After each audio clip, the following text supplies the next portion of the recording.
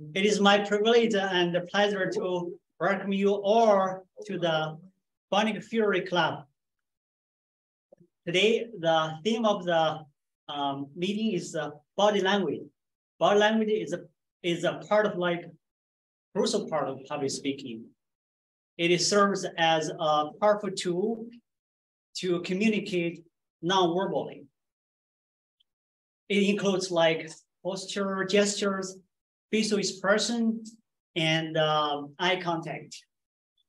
So effective body language enhances the speaker's message by conveying the message more effectively, efficiently, and more engagement. For the benefit of the guests, I would like to explain the structure of the meeting since we are in the state which is has speechcrafters right now. The meeting is divided into 4 rounds. The first is the speechcrafter speech, where the speechcrafters will pick up the topic related to public speaking and give a speech. The second part session is table topics round. Maybe it's third part since Daryl is working on other meeting. Basically, the table topics part is where the members can practice thinking and speaking on their feet. So it's basically like the impromptu speech section. The third part is prepared speech, where members were delivering speeches based on their project and tasks that they're working on. So the first and final part today is the evaluation round, in which all the prepared speeches as well as other sessions will be evaluated by the general evaluators and other meeting evaluators. So as a Toastmaster of the day, it is my duty to introduce the functionaries for tonight's meeting, which will help the meeting go forward. To keep track of the time spent today by each speaker, please help me welcome the timer for today's meeting. Actually, our speechcrafter, Damika. Would you like to introduce the role of timer? Good evening, everyone. For your speeches, you will get designated time frames. So my role is to track your timing of your speeches. For that, I will be giving 3 signals. One is green, meaning that you have covered the minimum time requirement of your speech, and yellow, meaning you are midway to end your speech, and red, meaning it's time to end your speech. And after red signal, you will get 30 seconds to wrap up your speech. Great. Thank you, Damika. Do we have to ping him? Thank you very much. Or is this the way it's good? I think it's good, right? Yeah. Okay. To keep track of the R's, during the meeting, we have a counter, and also to keep track of the usage of the language, we have grammarian. So tonight, a counter and grammarian will be Jack. Jack, please introduce your role. Yes, thank you very much, Toastmasters and the good evening, fellow Toastmasters and the welcome guest. As grammarian today, I will be providing a word of the day, and the word of the day is implicit. The definition of implicit is implied, though not plainly expressed. So it's the opposite of explicit. I'll put the word in the chat. And then I will also count the usage of good and bad usage of the English language. And as a counter, I will record the usage of unnecessary pauses, or the usage of as, or other words that is not a part of your speech. And I will give my report at the end of the meeting. So thank you. Back to you, Gene. Thanks, Jack. We not only practice speaking, but we also have fun here. Let's welcome our Duke Master Jeremiah to give something here. Thank you, Mr. Toastmaster. I apologize, I'm feeling a little under the weather today. It always seems to happen in the middle of the week. I went to the doctor and he said that I have a weakened immune system. I was going on a walk today and I saw this guy and he was talking to his dog. And by his body language and his gestures, it looked like he thought his dog could understand everything he said. I was thinking to myself, oh man, I hope I don't end up that crazy. Well, anyway, I went home and told my cat, we had a good laugh about it. My son, he went on this field trip and he was to a farm and I got to go with him. And the farmer was giving us a tour and there was these horses standing in front of this big barn. They're standing there all regal.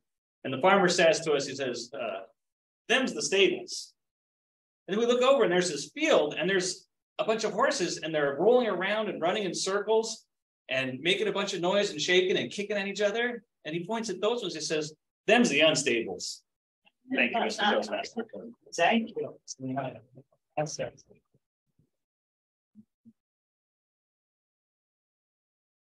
Every session, after every session, please vote and send your vote to Daryl about best speaker you see.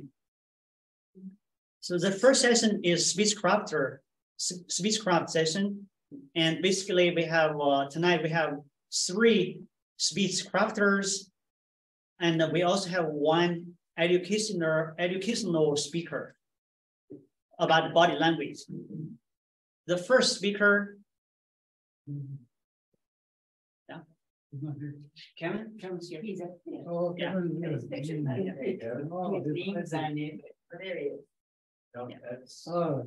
yeah. So Kevin will give the icebreaker speech tonight. So let's welcome Kevin. Hi everyone. Hi Toastmasters and guests. My name is Kevin, and today I'll be doing my icebreaker. And what better way is there to break the ice than telling you my whole life story? So I grew up in Virginia.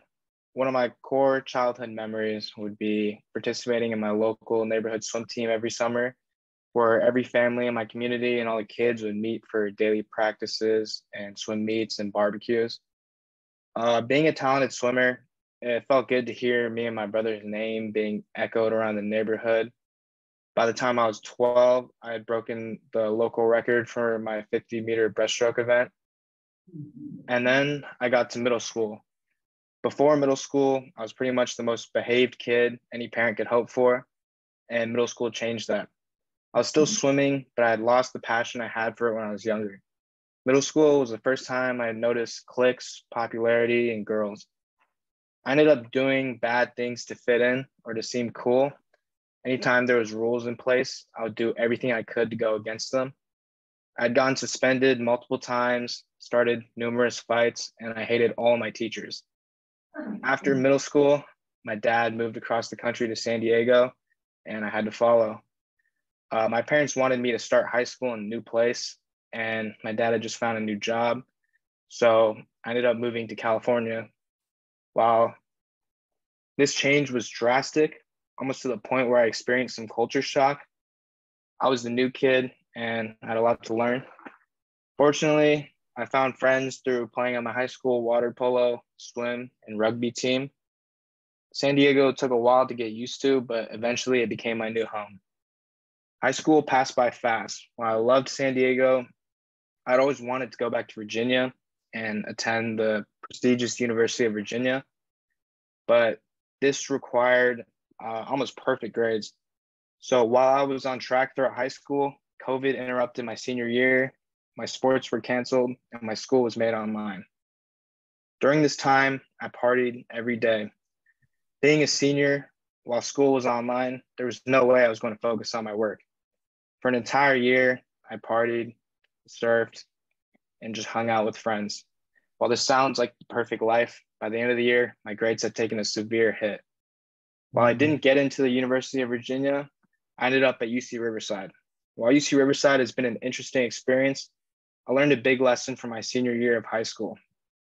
I stopped wasting time on things that wouldn't help me in the long term. And over the last 2 years, I became laser focused on my goals. And that leads me to now. I recently got into the University of Virginia, where I'll be going next year. And this is a result of me learning from a lot of the mistakes I had made throughout my life, many of which were very stupid. But without those, I wouldn't be the person I am today. Thank you.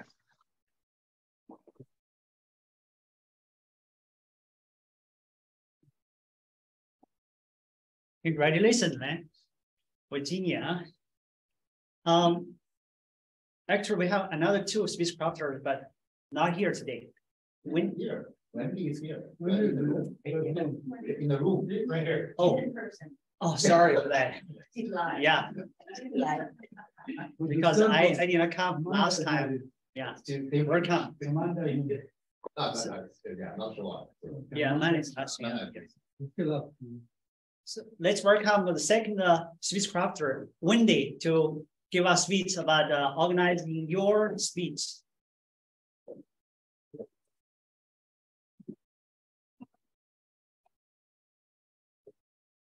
Hello, fellow Toastmasters. I'm going to be giving a speech about how I prepare for big events. So I know many of us are so busy. We don't usually have time for a lot of things because I know a lot of us have school, we have church, we have work, and we have a lot of things to deal with. And sometimes we do forget the little things in order to achieve our big goals. And that's what I'm here to talk about.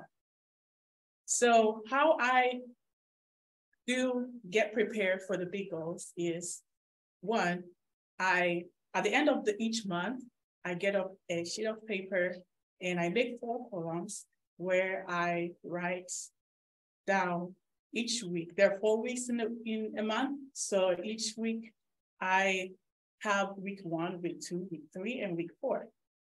And I write down any big events that is happening in the month. So if it's happening in week 1, I put it at week 1. It's happening at week 2, or week 3, or week 4. And then what I do next is I circle the big events that are about to happen. And then I think about how I can achieve those big events or big goals. How can I prepare for them? So I put them into little chunks. And let's say, for example, if that big event is happening in week 4, I give myself about 2 weeks to prepare. So at week 2 and week 3, I'll write down little things that I can do every day in order to get prepared for that. And then what I do next is I go ahead and just get them done. I give myself an hour each day, and then at that hour, I'll make sure to complete some of the tasks that I can. And then if I cannot, the next day I can complete it. And after that, at the end of each week, all my plans will be accomplished and I'm well prepared for the events.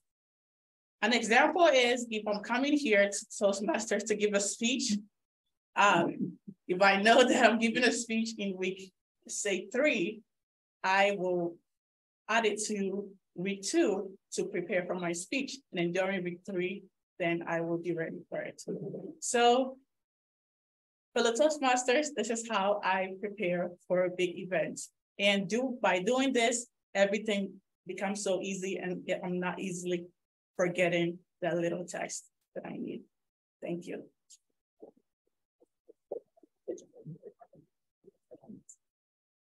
That's great, like that. Thanks. Since Amanda is not here, so we are going to the educational speech about the body language. Let's welcome Daniel, who will give us about the body language speech.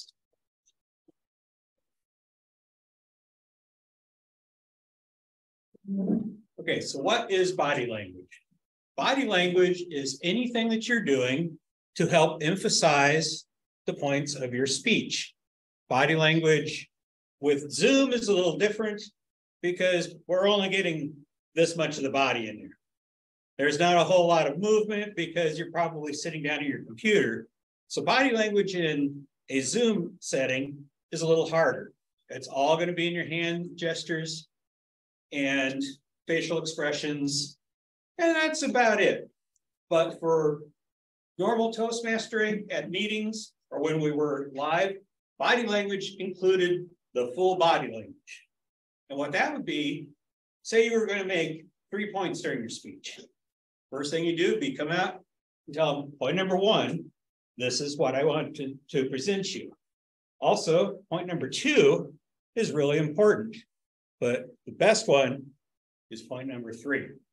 So you just moved to show where each of those points are. And if you're really concentrating, when you go back to those points to refresh, you can go back and tell them, remember what I said in point number 1? I hope you do. And I hope you remember point number 2. But what I really hope you're going to remember about this whole thing is point number 3. And you take that same triangle once more time. Body language is simply a way of helping enhance your speech without vocal or without words. The body language can demonstrate, whoa, that was a close one when you're talking. Or it can be, yeah, we're riding up in the mountains, and I mean, this hill was just like straight down on my bicycle. We're traveling like 60 miles an hour when we hit the bottom, man, total crash. So body language is anything that you can do outside of speaking that enhances.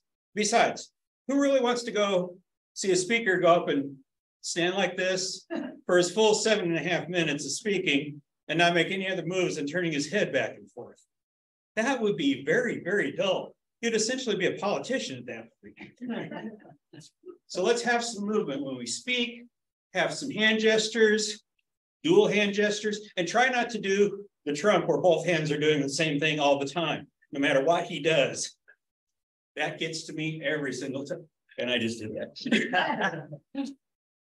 But try to make your gestures fit also with what you're saying. So they're not just there to help, but you also want to make sure that they fit and come at the right time. You don't want to be going, yeah, well, point number 1, what I would really like to do, and you're going to be sending everybody out there going, what's this guy even doing? Body language is simply one more form of communication. We have written language, vocal language, and believe it or not, if you've ever watched a wife and a husband when they've had a disagreement, there can be a whole night of body language without one single word spoken. I've had those nights where you're like,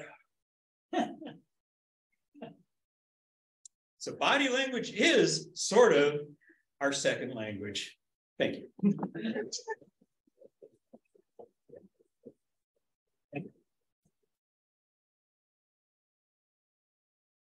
Thank you. Thank you.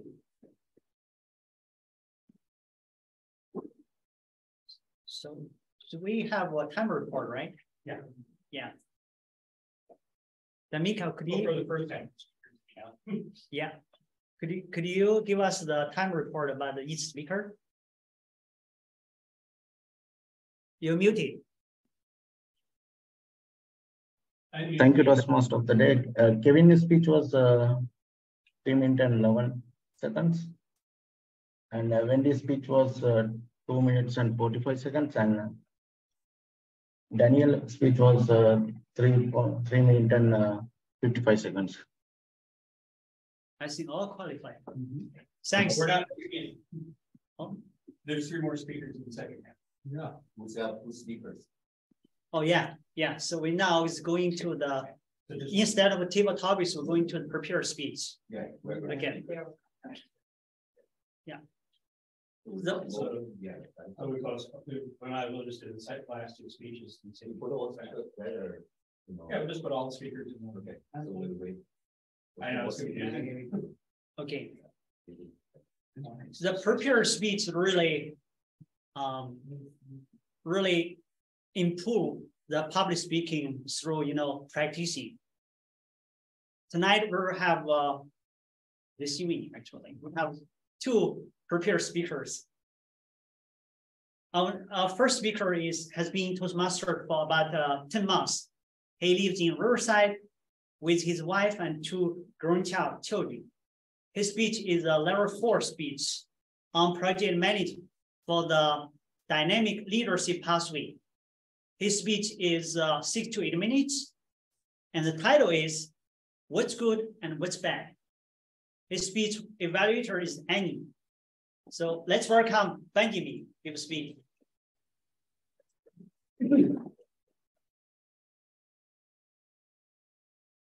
Mr. Toastmaster, thank you, fellow Toastmasters and guests. Sometimes you don't recognize what goes right until you have to suffer what goes wrong.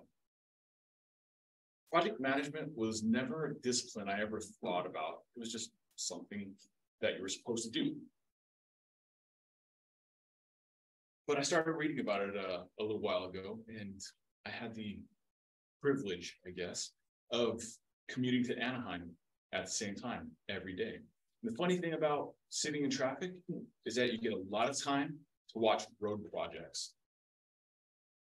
I got to, and in this case, it was the expansion of the toll lanes up and over the westbound lanes of the 91 freeway. I actually got to watch management in action. And it turns out there's literally a boss of the freeway. Then one day, after the freeway had been closed, I'm driving into Anaheim one day and I see a little yellow sign across a brand new metal beam. And then it crushed me like 1,000 tons of cement about the complexity of the project of building a freeway. I was absolutely amazed. See, that weekend, some project managers closed the entire freeway. They brought in giant cranes, they brought in huge columns of cement.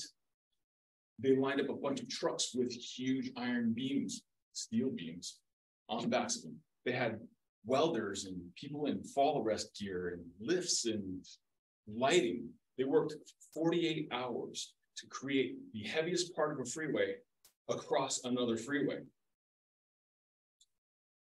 And the part that I noticed was that little yellow sign.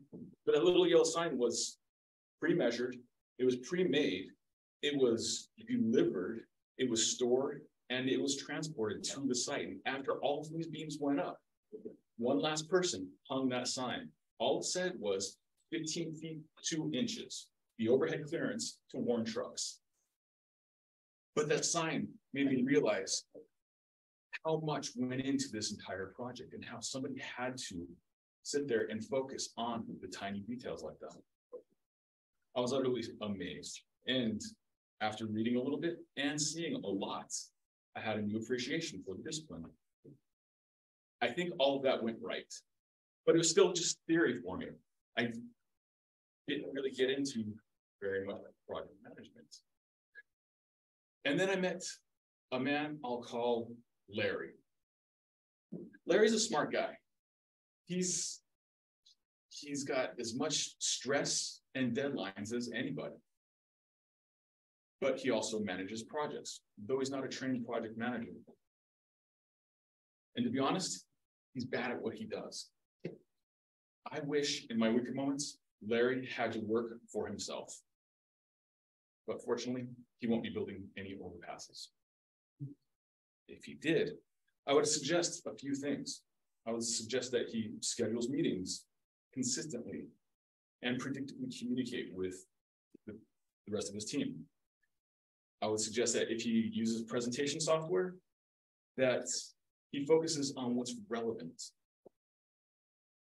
I'd tell him to select a team based on abilities instead of picking people randomly to solve his problems.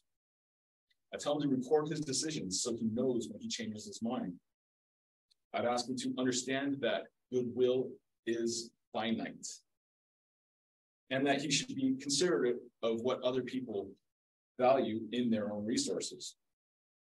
I tell him to manage his own scope because nobody should have to do that for a project manager.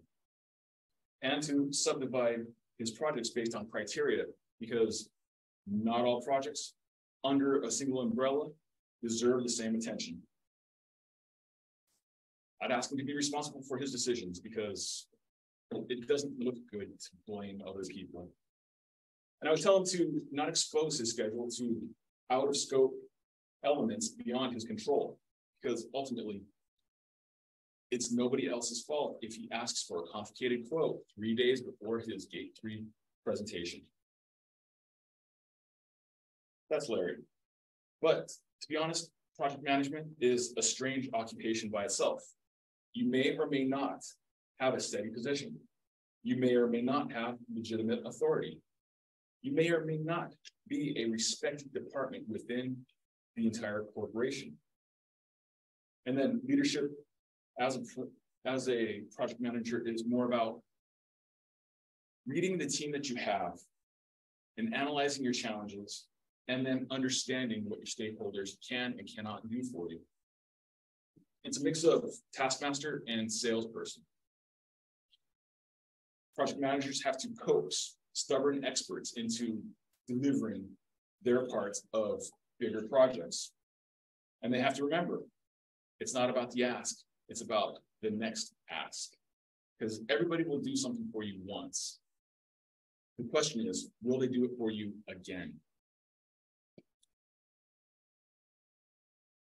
Showing competence, confidence, and enthusiasm will lead those stubborn experts to perform their duties for the larger projects, if you're good at it. After all, projects don't manage themselves into existence. Only coordinating, scheduling, and budgeting will get those experts to actually do what you need them to do. With all that together, this honestly sounds like reasonable approaches for everyday life. I'm still fascinated driving under that overpass.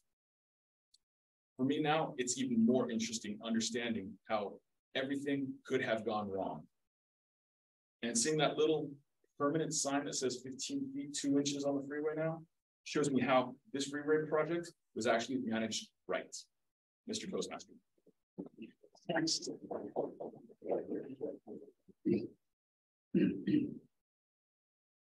Our second prepared speaker who joined our club, I think, more than 4 years.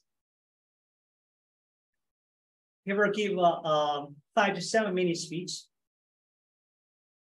And he's doing actually a pathway speech, which is the pathway about the team collaboration, level 3, contact with your audience.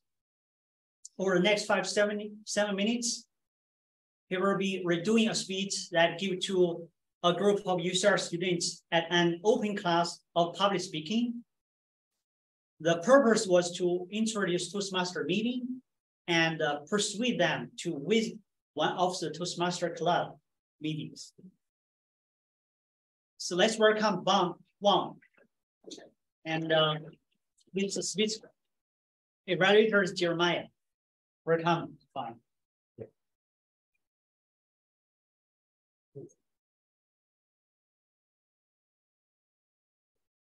Hello, I'm Bond Wan.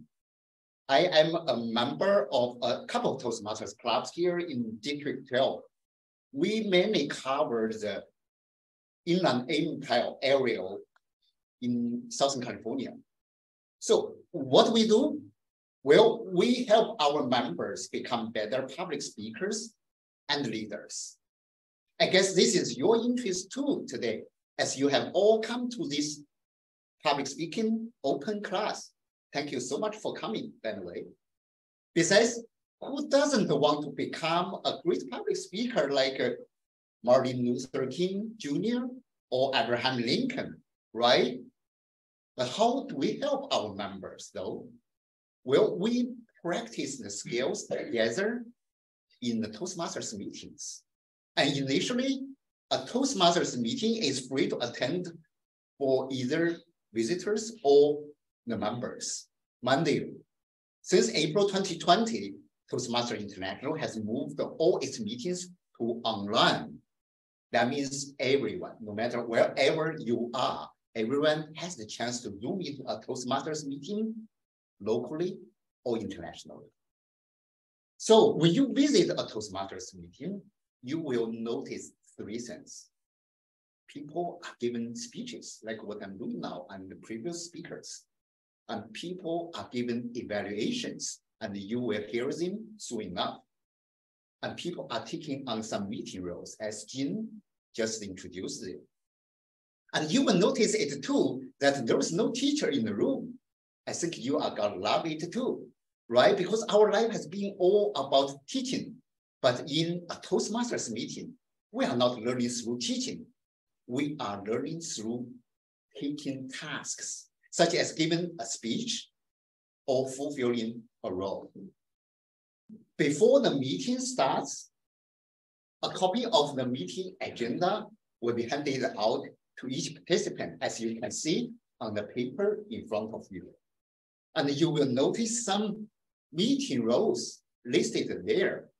And they are all here to support the speakers by providing feedback and evaluation. And kudos to each and every one of them for their help. You know what's funny? You will notice some interesting names out there, right? Toastmaster of the day. What is it? Is a party on the way? Our counter grammarian? Are we going back to the middle school classes? Timer, general evaluator? What in the heck? Don't worry, I will tell you what they are doing in a second. Normally, a Toastmasters meeting is started by the club president who will introduce the Toastmaster of the day. Here you go. Toastmaster Day is a host position, and he or she will start the meeting by introducing the meeting roles, like Jin just did today. For example, our counter. Here you go. Our counter will write down the filler words the speakers use throughout the meeting. This is a great way to help our members become more aware of their unintended words or sounds they make when they speak. And grammarian is supposed to help the members expand their vocabularies. One of the grammarian's tasks is to provide a word of the day, and all participants are encouraged to use it. Timer will be providing the timing signals as Demika is doing today.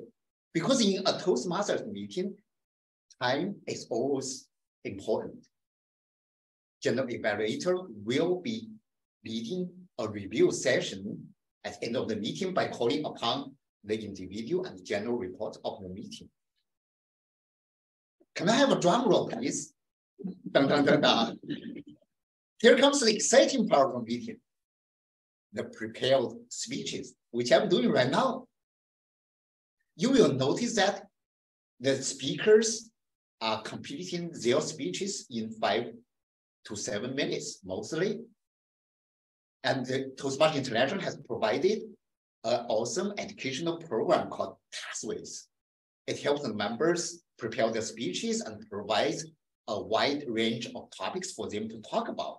Today, you have heard connecting with the audience and the project management, team collaboration, etc., etc. And each speaker will receive a specific evaluation. This is a great treat for their speeches. Imagine a friend of yours watching you practice your speech before giving you a thorough feedback. How good is that? The evaluation mainly covers the areas like vocal variety, clarity, and how well you have delivered your objectives. Of course, most importantly, they will provide some ideas for improvement. Quick question. How many of you have got the moment when you love it and hate it the most all at the same time? Come on, we have all got this kind of moment of the day, right? Then welcome to tip topics, and you will see that very soon.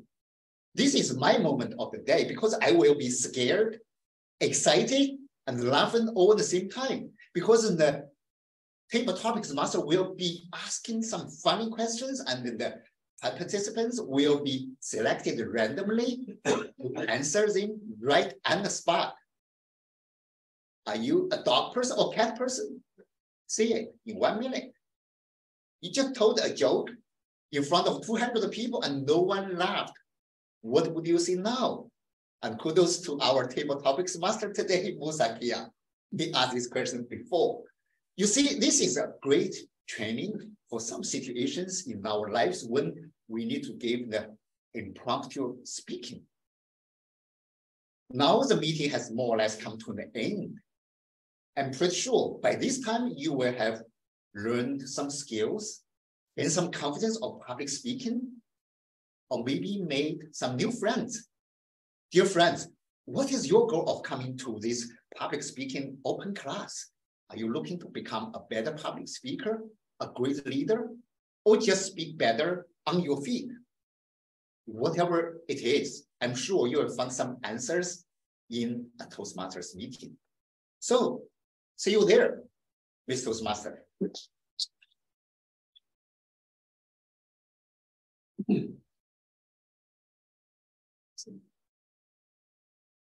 And so right now we can have other timers recorded by the speakers. Tamika, could you give me the time report about the two speakers? Yeah, Benjamin time was 6 minutes and 43 seconds, and Bon time was 7 minutes and 26 seconds. So qualifies. Great, thanks. I think all the speakers are qualified. Please vote online or on your keyboard. There's a paper. You can write the speaker's name, which is you think of the best speaker, and then we'll have the votes collected. I give maybe 10 seconds for the members to work on that. And online, you can send through chat, send the vote to Daryl.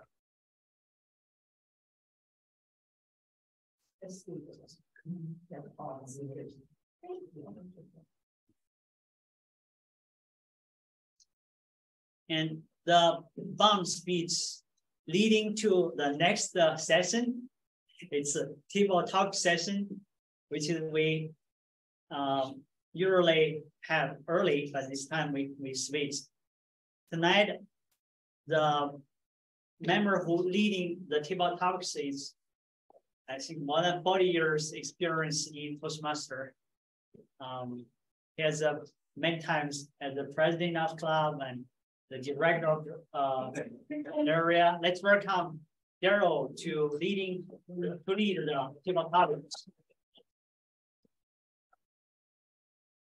Thank you very much.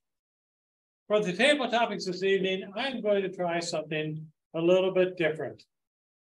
I saw this on the Facebook the other day, and I just thought it was a good idea.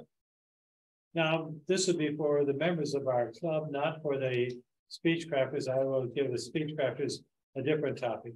But for members of the club, you are a burglar.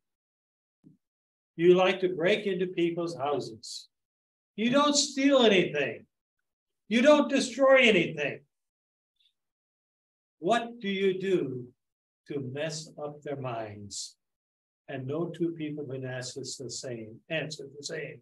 So I'm going to start out with Jeremiah. What do you do to mess up their minds?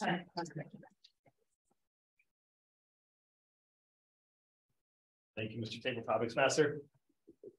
First of all, I would never break into anybody's house. But if I did, and I wanted to mess with their minds, I think what I would do is I would change all the thermostats in whatever the opposite direction would be. Next, I would take all the knobs off the stove and hide them. I would take the remote controls out of every room and hide those as well, because there's nothing more infuriating than losing your remote control. I would make people want to question whether or not they did it themselves. Maybe the best thing to do would take one of each sock. How frustrating is that for every guy in the world to have that one sock and you know you put them in the washing machine and you only have one coming out. I think messing with people would probably be a fun thing to do if you could see the result. So maybe I'd put a camera. Well, I don't know if I want to put a camera in every room, but maybe in the living room just to see the results. Because if you did all this and you didn't see the results, how fun would it be if you could actually see the chaos that you actually caused? Maybe let the air out of their tires just enough to send a light on, maybe not to put them in danger. But I don't think I would ever do that. But if I did, I think it would be kind of fun. Thank you, Mr. Tabletop. Thank you very much. Messing up the minds, changing the thermostats. All righty, let's see how innovative Musa is going to be. Musa, how do you mess up their minds?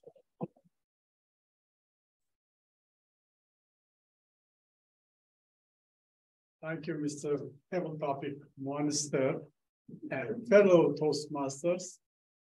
Actually, I'm a nice guy, so I will not be like Jeremiah going all over the place to make them feel bad or something. What I will do, though, is I'll go to the food closet and everything, so I get the salt and the peppers. And I love to put them on the top of the doors.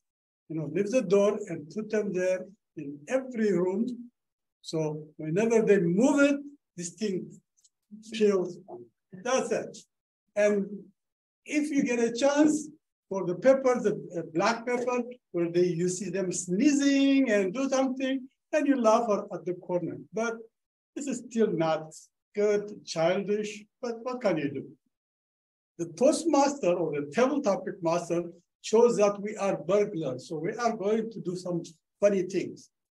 I don't have any other thing beside the socks. I love the socks area. So what I will do is I will tie all the socks in the bed, you know, leave them like an ornament, you know. So at least they are there when they come and say, who did this? I don't know. Maybe Jeremiah did it. Mr. Tabletop Master. Thank you very much, Musa. You're tying the socks together reminded me of a practical joke I played on somebody. I went and got about 5 boxes of the paper clips and I clipped them all together and made a chain around his room, changed his desk pose, etc. So it was a lot of fun. Next person. Let's see. Dan, you're sitting back there smiling, you know exactly what you need. So let us in on your joke. Dan. Oh, that's his kind of question. Well, I could start out like Jeremiah said. Can't repeat. No, because he said he's never actually broke into anybody's house. I think, well, a few of the items that I would do would be, first I would go to all of their coffees for their morning, dump the coffee out, and refill it with ground pepper. Then I'd put all that coffee grounds into all their pepper shakers. That would just be the start. I'd find out which shampoo is the man's. I'd probably pour all the shampoo out and replace it with Nair. If any of you remember back in the day, Nair is the substance that takes the hair off of wherever you put it. So the first time he showered, he'd come out looking like Jeremiah. More than likely, yes. I wouldn't hide the remote controls, but what I would do are 2 separate things to the remote controls. First, I would reprogram them for totally different TVs and totally different stereos. So no matter what they push, nothing's working. But the lights would all come on, maybe, because I'd also replace all the batteries with almost dead batteries. So by the time they got it figured out, the battery would die on them. Not that I've done any of this. Then the last thing I would do, and I have to say this was the most fun one I ever did. Yeah, I didn't do. In their car, I'd get that silly string, and I'd just be squirting that into all of their air conditioner vents so that when the heat got up and they turned on the air conditioning, silly string would come flying out all over them. Ah, the joys of being 18 again. The last thing, though, and I have to admit I'm guilty, I'd super glue their gas cap onto their car.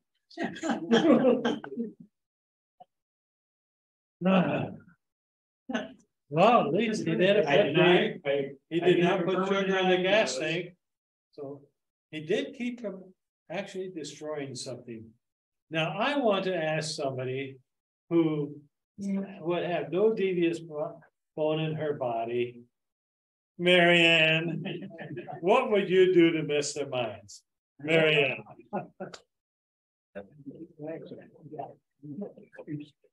It's me up there. Thank you, Mr. Tippetopics Monster and fellow Toastmasters. What would I do? First off, I would never break anybody's home in the first place unless it was an emergency.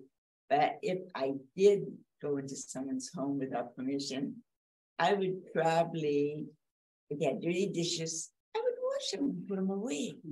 Because he was hoping they'd come home and have to do dishes. If the bed was unmade, I would make the bed. If the living room was a mess, I would straighten up the living room.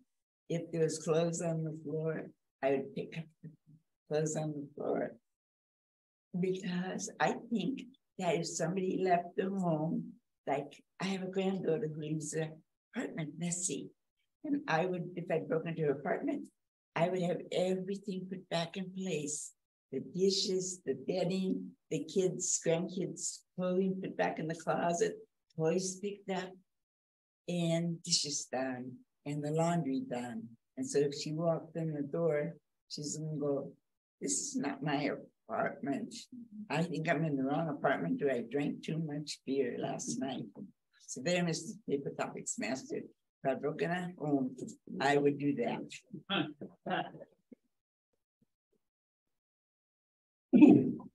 Well, at least you can tell that we're married because you saw what she would do. And when I had to drive somebody home from a party where he had too much to imbibe, his wife was still at the party. My buddy and I went in and we rearranged his furniture and put everything around backwards. We were just being nice. We didn't destroy anything. All I could say is it was fun while we did it. I think that's enough ideas of what we could do to mess up with somebody's mind. But I want to ask, Kevin, you're sitting there looking like you're puzzled. What or who is your favorite children's movie character of all time? Who is your favorite children's movie character? Kevin. And why? I think my favorite children's movie character would probably be a superhero. When I was a kid, my favorite superhero was Iron Man. I think Iron Man is a good role model for kids because he saves people, but he also is very smart, and he's very rich, and this is because he's very smart. So when I was a kid, I thought like I want to be like him. So I try to, study and become very smart so then I can maybe one day be very rich just like him. And some kids like superheroes like Batman or Spider-Man. They're all very good children's movie characters, but I think Iron Man is the most realistic, superhero children's role model. Okay.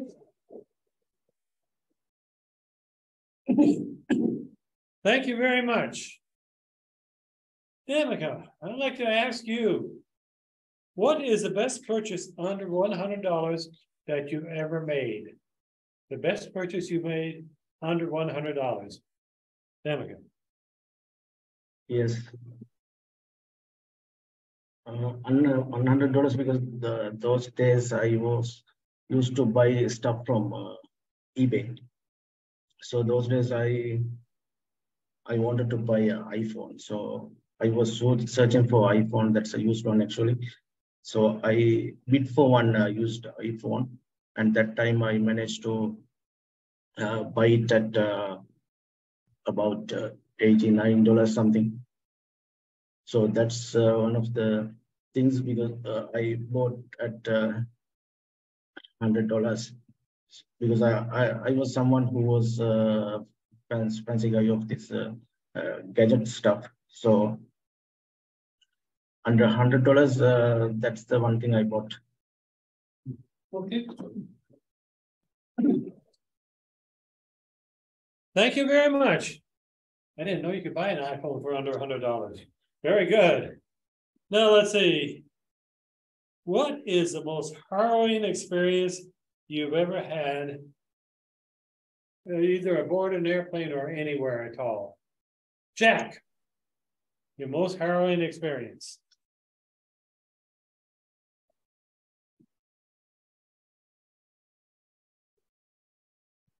I'm sorry, Daryl. I did not catch the word. The most what experience? Gary. Herod. Gary. Most Frightening.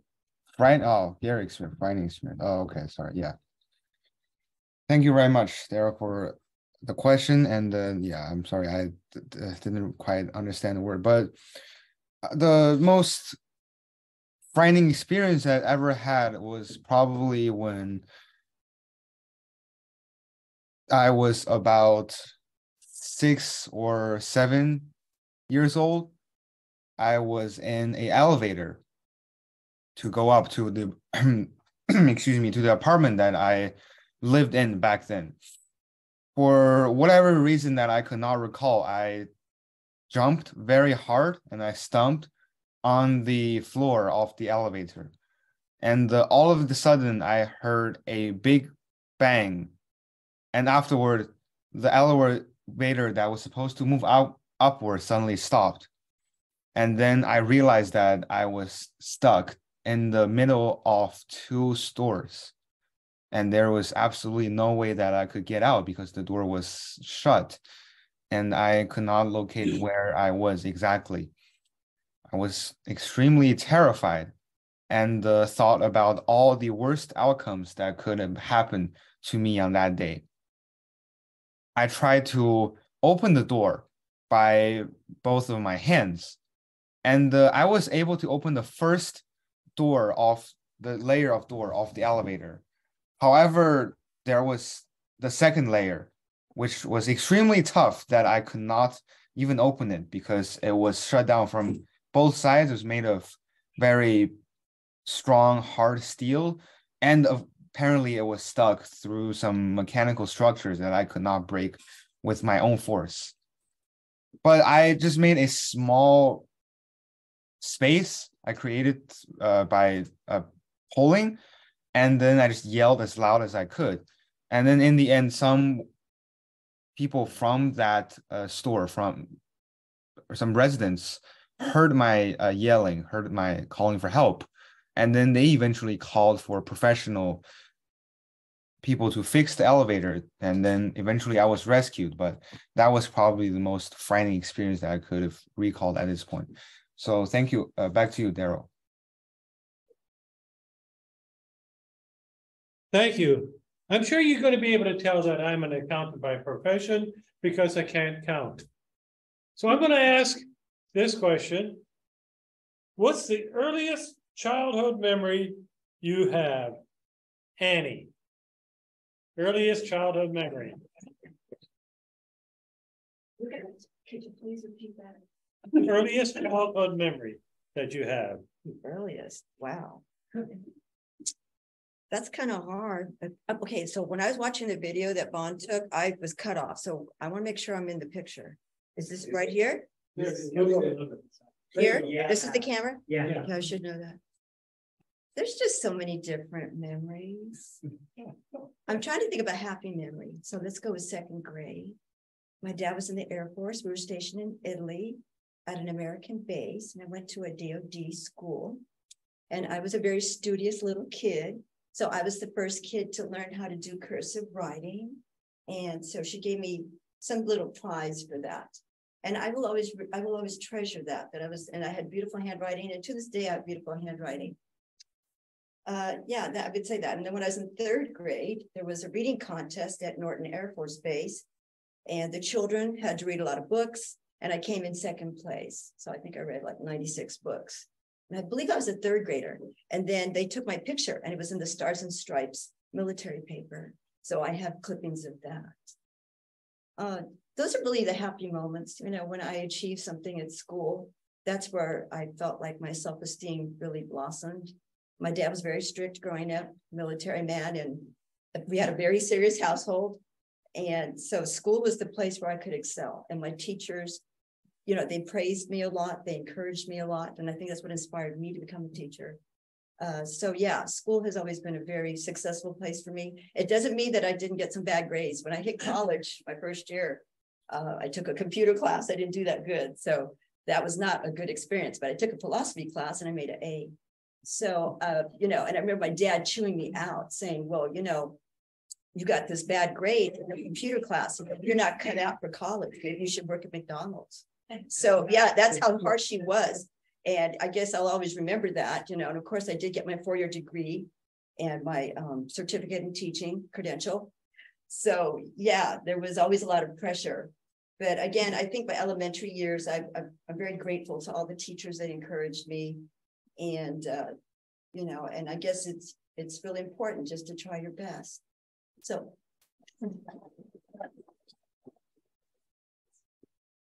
Thank you very much. I've got a question to ask. Is there anybody here who has not had a chance to participate by giving a speech or by, I asked him one. Arlene. Oh, Arlene. Arlene, are you still with us? Yes, okay. Arlene, I'd like to ask you a question. What is the most fun you've ever had with a group of close friends? Most fun you've ever had with a group of close friends. Arlene. Thank you, Mr. Table Topics Master. I'm a little rusty, so I hope I can make it to the 1-minute mark. But the most fun I've had with a close group of friends was when we went to celebrate my friend's 30th birthday in the Dominican Republic last year. It was the first time I've ever been out of the country with friends. And we all had a blast going to the beach, enjoying the pool. And we even had a skills competition or a theater where we were able to sort of act out or perform skits.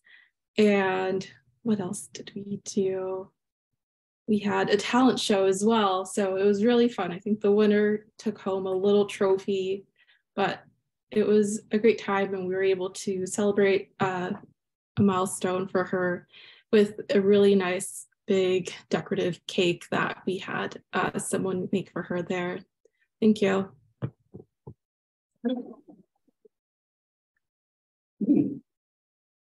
Thank you very much. And I just want to mention, you're talking about a talent show, reminded me of something that I think we need to do in this club.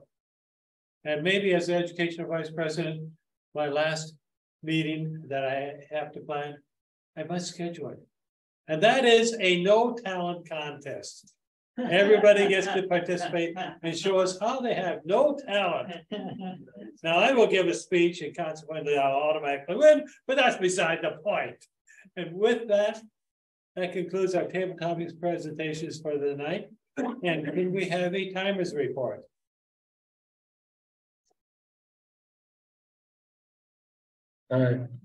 Yes, table topics master. Jeremiah was at 1.16, 1 minute and 16 seconds, and Musa 1 minute and 22 seconds. Kevin 1 minute and 19 seconds. Daniel 1 minute and 55 seconds. Marianne 1 minute and 18 seconds. My one was at 45 seconds, and Jack was 2 minutes and 29 seconds. Annie 2 minutes and 20 seconds.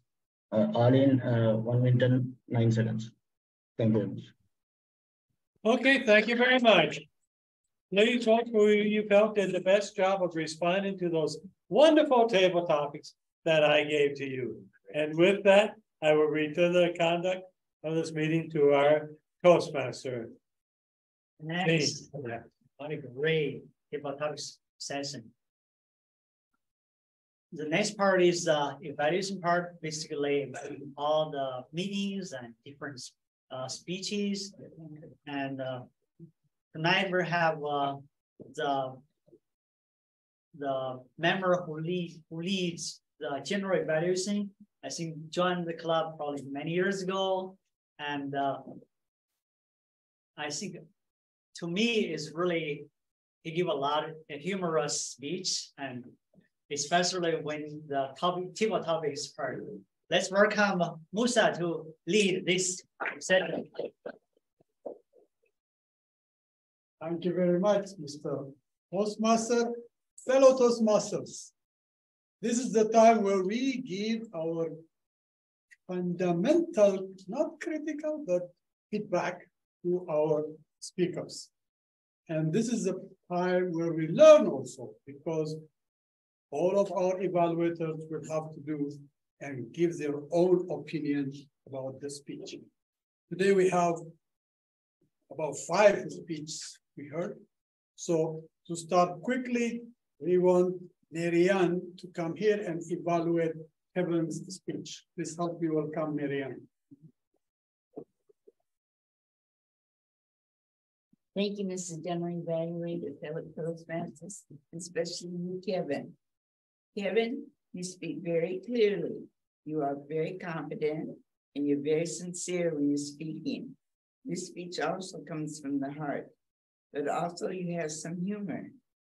You grew up in Virginia and you did a lot of swimming and barbecue as a kid. We learned you had some parts of your young life that you weren't a real good little boy. You did things that you shouldn't have done, but I think that is a typical little boy as it is. Then your dad got a job in San Diego and you moved to San Diego. But during the COVID, you partied all the time. And then you wanted to go to college, and of course you couldn't because of the COVID, but then you finally made it to the university. You kind of did make it to the college, and then next year you're going to go to the University of Virginia. You had good eye contact, but I can't say much about body language because we're on Zoom. Did we get to know Kevin? Yes, we did. But maybe you could have spoken a little bit about your family or things like the names, and that makes it a little more personal. All in all, I'm looking forward to many more of your speeches because I think you're going to go far, and you do a great job on speaking. So thank you for that speech.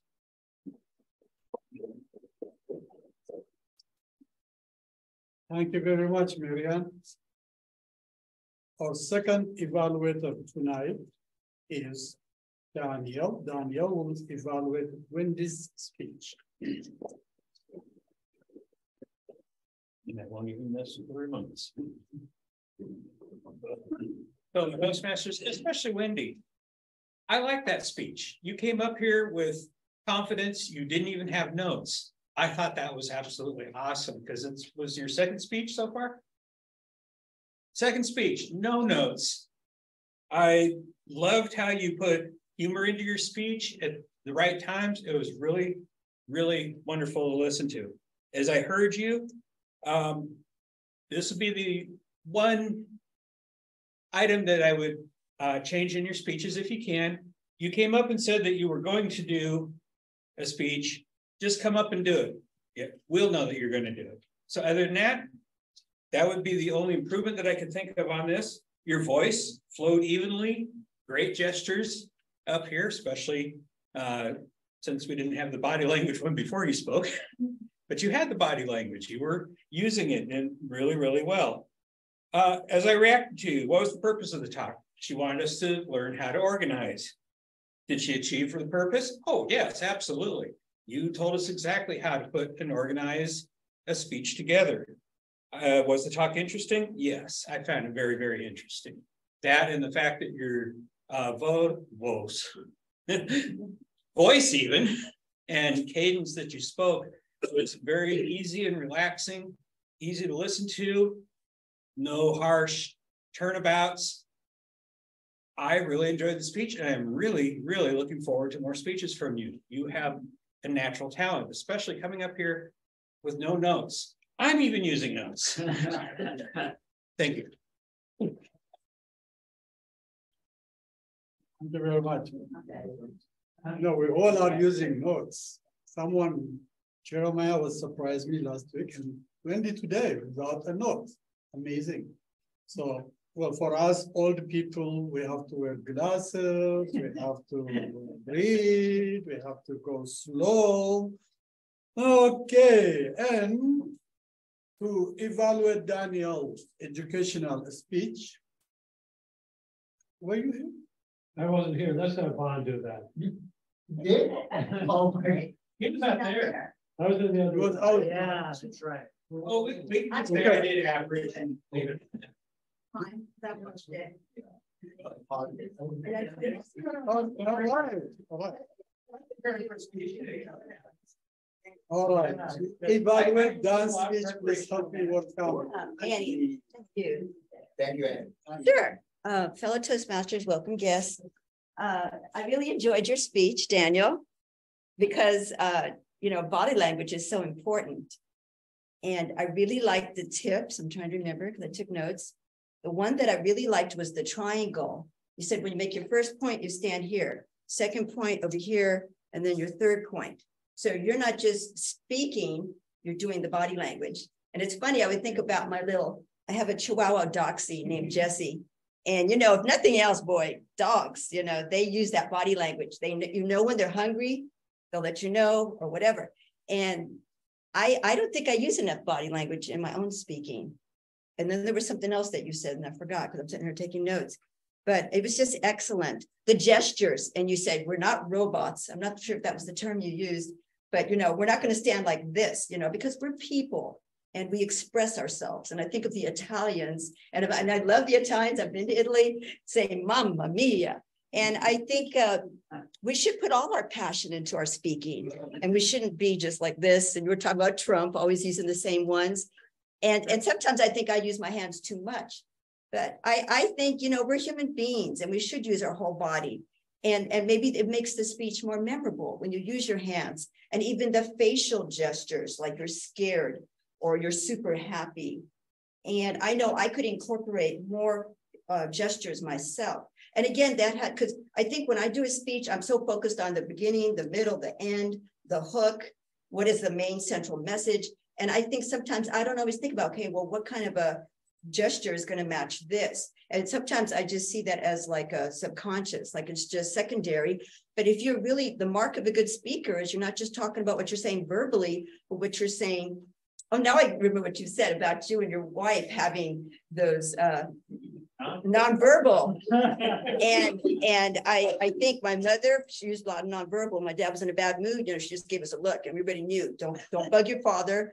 And eye language is very powerful, you know. And so yeah, I enjoyed it so much. Thank you.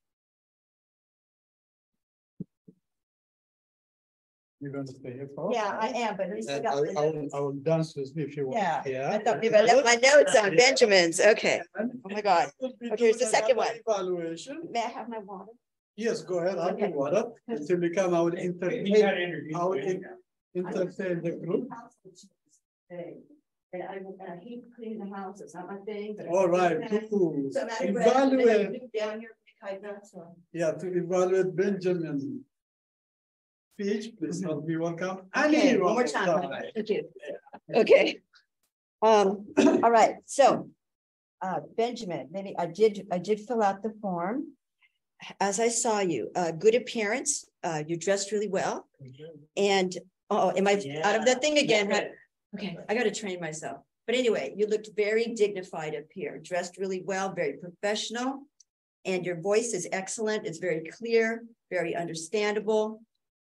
I really liked your hook or your introduction. You talked about having that commute to Anaheim, and every time you went to work, you saw them building the freeway.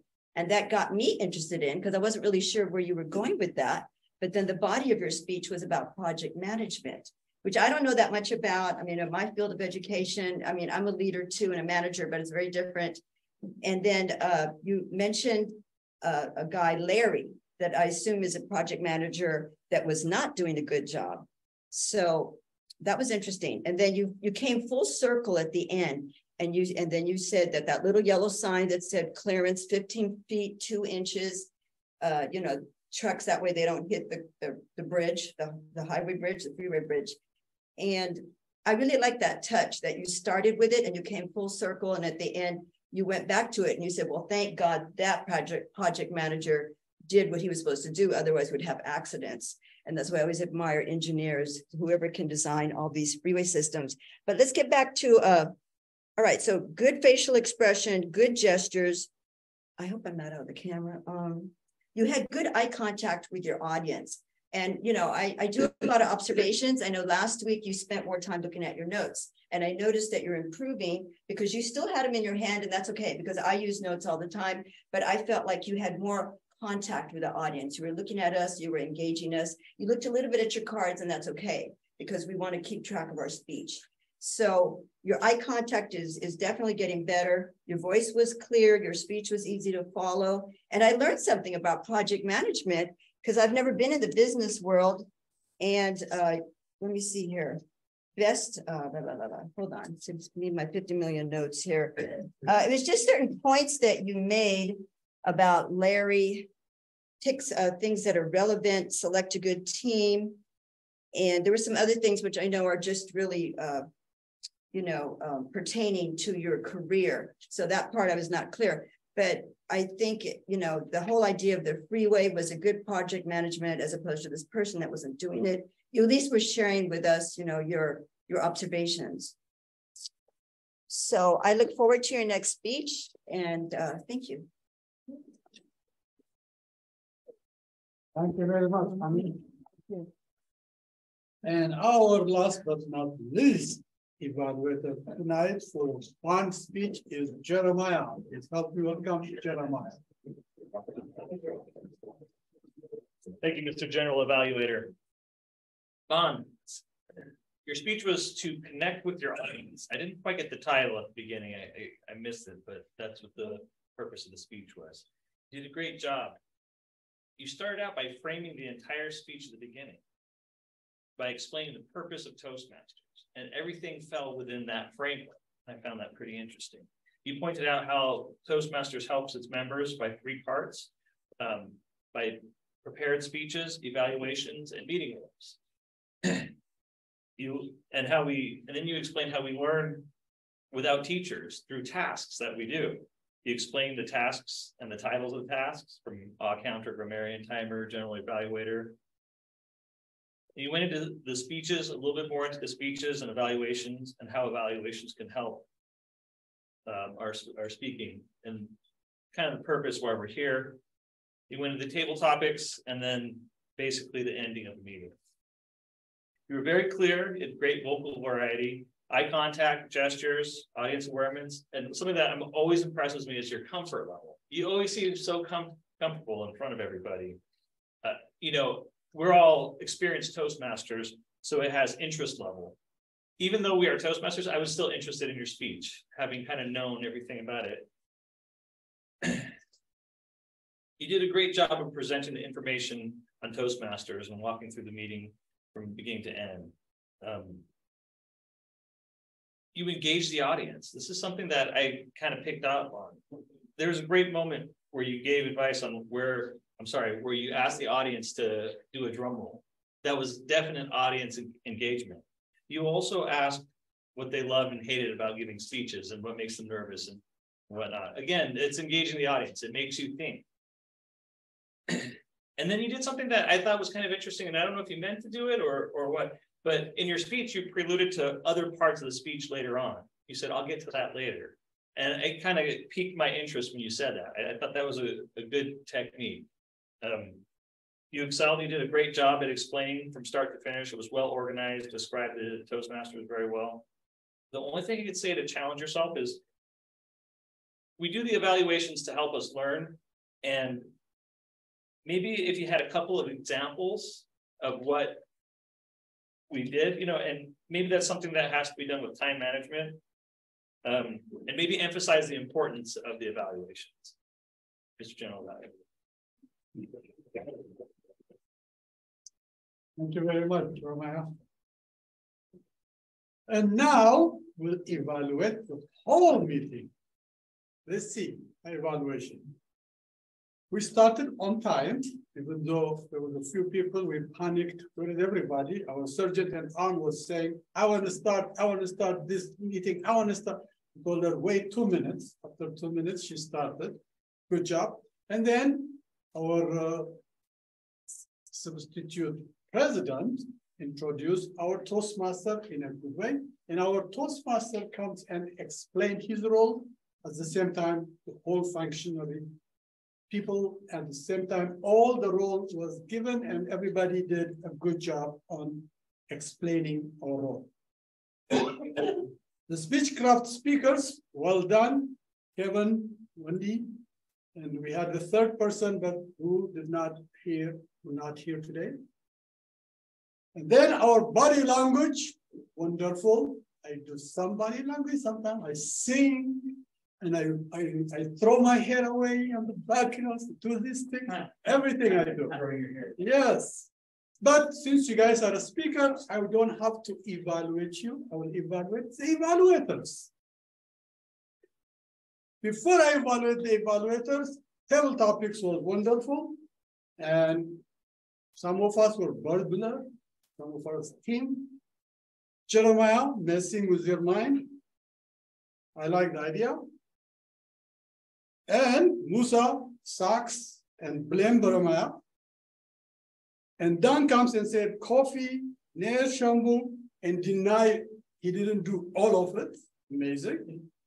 And Marianne surprised us. He made the bed. She confused the whole people. She made the bed and she did the dishes. Kevin, superhero, and Iron Man. Damika bought iPhone for less than 100. Amazing. Jack stuck in the elevator, and I know that's just very scary. I have an older friend I know. He doesn't go through elevator at this moment. For some unknown reason, he goes on the stair. Even if it's the 10th floor, he still goes on the stair. Everybody's using elevator. But elevators are scary sometimes, yes. Annie, she is saying 2nd and 3rd grades were happy moments. Arlene, 30th birthday of a friend was a good fun. And when we come to the evaluation, Miriam, by the way, all evaluators did a good job by saying, I like this, I admire this, I enjoyed it. That is why, because evaluation becomes not a written thing, but it's a personal feeling that you did a good job. I like that. Marianne, she supported and wholeheartedly, she told Kevin that he did a good job, and his eye contact was it, told him. Finally, she suggested he will go even further because the way he speak and the way he did it, it's good. Don came here and said he admired the voice and the gesture, and he suggested, don't say, I will tell you guys, just tell, okay? That's also a good suggestion. I have to give Annie a little help here. Annie, you did a good job. You say, I like, you say, you know, you told them professional, he looked professional, good appearance, but mostly at the end of evaluation, what can he learn from you? Well, I'm always nervous about that. Yes, a suggestion. Praising is okay, because it's I like it, I do it, but then I would also like to see if you have done this. Some kind of improvement for him to improve. Okay? And Jeremiah did the same thing. He come here, he likes the speech and how engaged the audience was on the speech. And at the same time, at the end, he suggested you could have put some more examples on it, so it would have been helpful. See? All of them said, I like, I admire, I love. That's mostly what evaluation is. It's a feedback from the heart. And all of us said eye contact, audience awareness, gesture, calm, comfort level, all of it is there also. And that will give us to remember. And it's good to see Arlene today, and my evaluation is this. Thank you very much. You want me to continue, yeah? Okay, the timer report. Demika, how does everybody do, other evaluators? Thank you, Mr. General Evaluator. So, Marianne took 1 minute and 33 seconds. Daniel 1 minute and 45 seconds. And his evaluation on Daniel Sharaf took 2 minutes and 14 seconds. And his evaluation on Benjamin took 2 minutes and 50 seconds. And Jeremiah took 2 minutes and 41 seconds. And your general evaluation report took 4 minutes and 47 seconds. Thank you. Back to you. Can you repeat the timing for Marianne? You said, what did you say for Marianne? 1 minute and 33 seconds. 1 minute 33. So 33 is still okay. Yeah. Everyone, please vote for the best evaluator.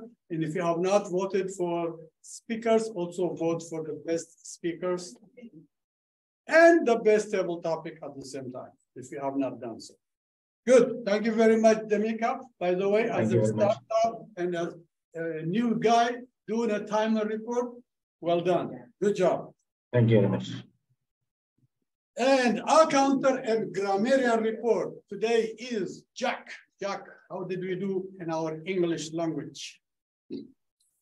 Yeah, so for the grammarian report, actually, it's a very chill day for a grammarian report because unfortunately, I did not hear anyone use the word implicit. Maybe the word is not really related to our today's theme, but it's fine because so I didn't hear anyone. But if you used it, please correct me, and I'm sorry about that. And for the good usage of English language, I heard Benjamin said in his prepared speech that not all projects under the same umbrella deserve the same attention. I feel like that is a very good usage of words to convey your meaning, and I would like to memorize that. And then in the evaluation portion, Jeremiah used the word preluded to other parts, which I think the usage of the word prelude is very appropriate and very good here. Yeah, sorry, my vocab of compliment is not very full, but that's what I want to say. And for the grammarian portion, not for the grammarian, sorry, for the accounters portion, I did not hear anything from the Speechcraft speakers, nor the prepared speeches. I heard one pauses from Jeremiah for the table topics part, one pause from Dan, three pause from Kevin, 2 hours from myself, and then I heard 1 pause from Arlene. And then for evaluations, Jeremiah had a pause with I'm sorry, and then had 1 and then Musa, I heard 1 So that concludes my report for today, and I'll turn the conduct back to our general evaluator. Thank you very much. Since the up counter is gone, we could say many hours now. Yeah, we could say hours now. And with that, we'll finish my evaluation and return back control to our Toastmaster. Thanks, our general evaluator. Most time I use most and us. So getting better lately. Okay, next part we have the winners night. So this one is best evaluator. Is going to Annie. Yeah.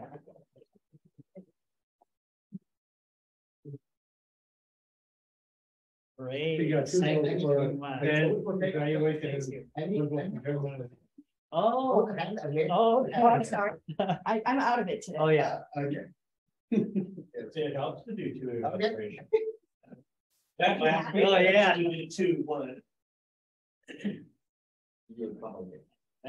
Next Next one, we're going to the best topic, table topics part.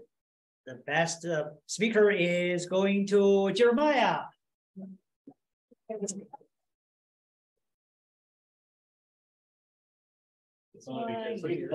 for a second. 3, 4 seconds.